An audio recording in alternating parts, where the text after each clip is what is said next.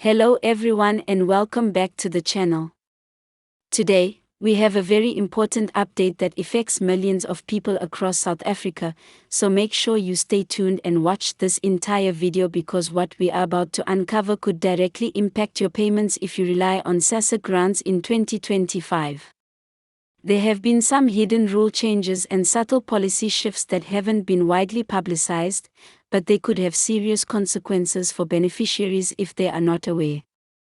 So if you or your loved ones depend on any type of SASSA payment, whether it's the older person's grant, child support grant, disability grant, or even the social relief of distress grant, this is information you absolutely must know.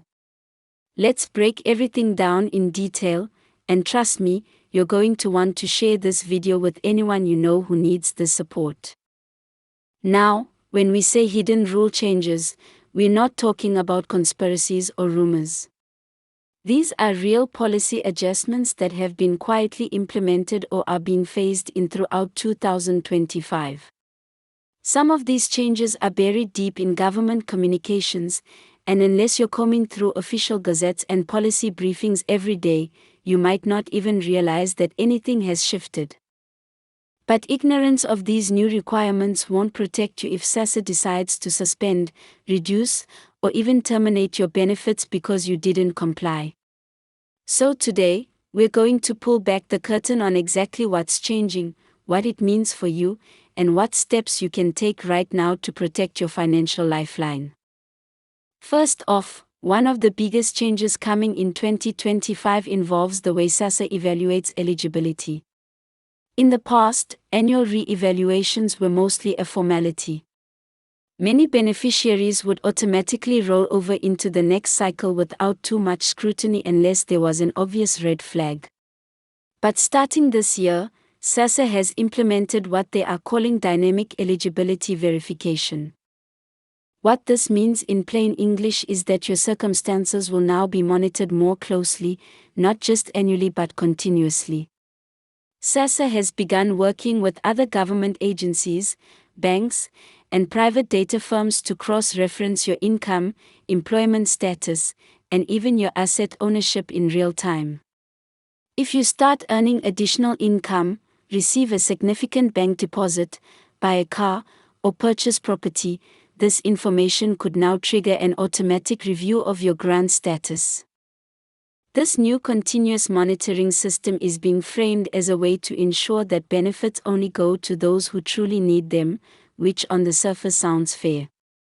However, it introduces major risks for ordinary people. Imagine you temporarily receive help from a family member, maybe someone deposits 10,000 into your account to help you fix your home after a flood. In previous years, this might not have been a big issue as long as you reported your overall financial situation during your annual review. But under the new system, that one-time deposit could flag your account for investigation. If SASSA determines that you now exceed the means test even temporarily, you could face suspension of your payments until you prove otherwise. The burden of proof falls entirely on the beneficiary, meaning you must provide documentation, written explanations, and sometimes even go through appeals just to keep your grant active. Another hidden rule change that's raising a lot of concern involves the asset threshold. Most beneficiaries are familiar with the concept of the means test, where SASSA looks at your income and assets to determine if you qualify. But what many people don't realize is that the asset threshold itself is being recalculated in 2025.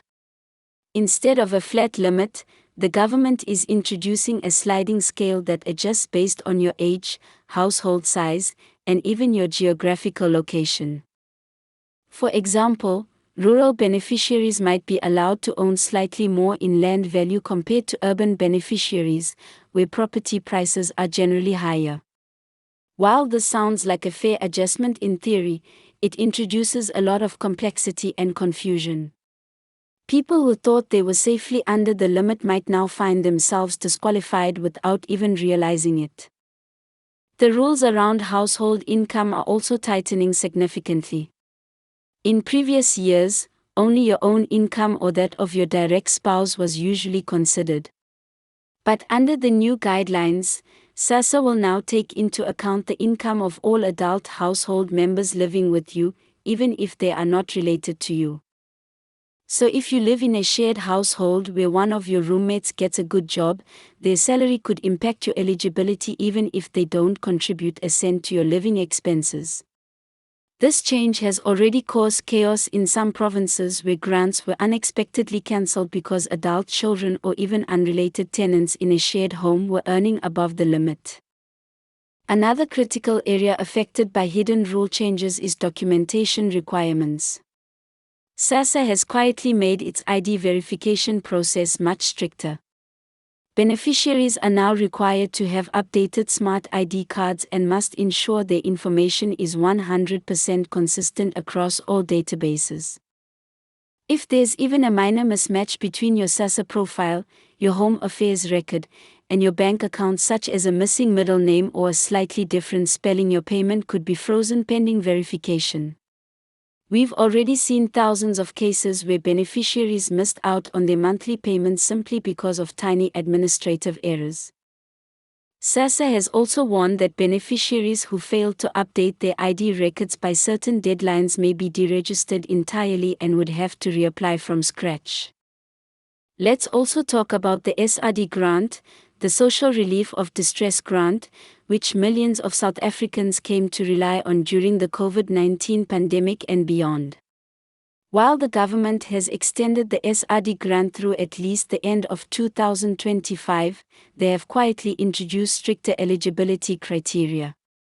In particular, they are now applying a much tighter monthly income threshold. Where previously a person could earn up to $624 per month and still qualify, the new threshold is closer to $480, and any bank account activity above this amount could disqualify you instantly.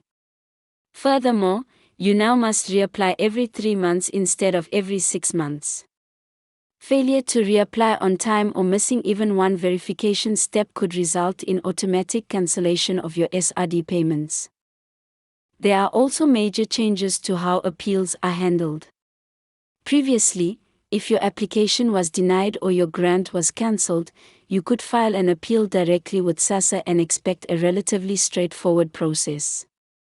But as of 2025, the appeals process has been outsourced to a third-party review panel. While this is supposed to reduce bias and speed up decisions, in reality it has created a whole new layer of bureaucracy. Appeals now take much longer to process, sometimes up to 90 days, and the burden of evidence on the applicant is much heavier. You must submit detailed affidavits, bank statements, proof of living conditions, and any other supporting documents requested.